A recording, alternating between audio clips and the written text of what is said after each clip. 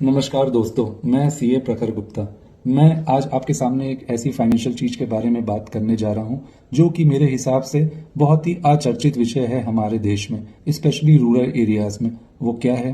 वो है term insurance. इसके बारे में मैं बहुत लंबी चौड़ी वीडियो ना बनाते हुए कोशिश करता हूं इसको 5 पॉइंट्स में सम अप करने के लिए। वो 5 पॉइंट्स क्या हैं?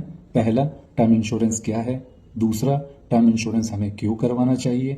तीसरा, टर्म इंश्योरेंस कब करवाना चाहिए। चौथा, टर्म इंश्योरेंस कितने टाइम के लिए और कितने अमाउंट के लिए करवाना चाहिए। और पांचवा, टर्म इंश्योरेंस में हमें टैक्स में क्या छूट मिलेगा।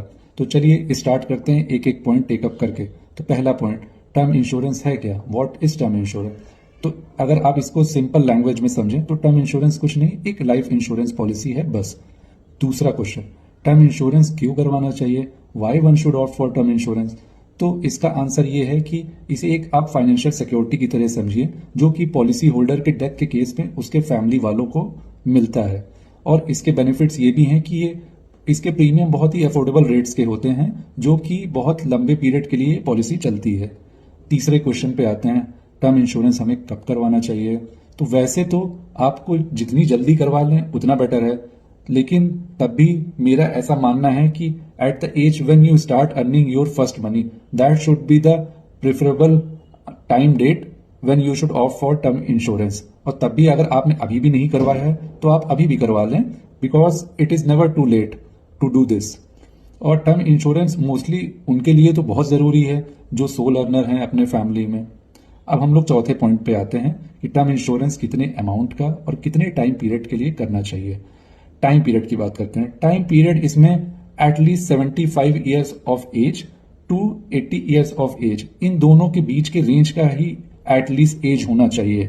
उससे कम के एज का आपको नहीं करवाना चाहिए, क्योंकि इंडिया में एवरेज डेथ रेट जो देखे गए हैं वो 70 और 71 के बीच के ही वो हैं।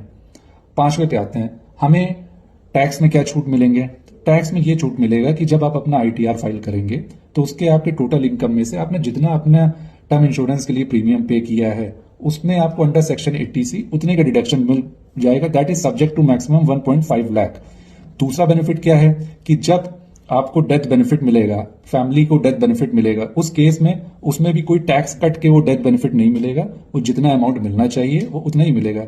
फॉर एग्जाम्पल, अगर आपकी पॉलिसी 2 करोड़ की थी तो 2 करोड़ ही मिलेगा, उसमें कोई टैक्स नहीं कटेगा। That is totally exempt under section 10(10)(d) of the income tax. Thank you so much for your time. Hope I was able to give you brief understanding of what is term insurance. Hope to see you in my next video. Take care. Bye bye.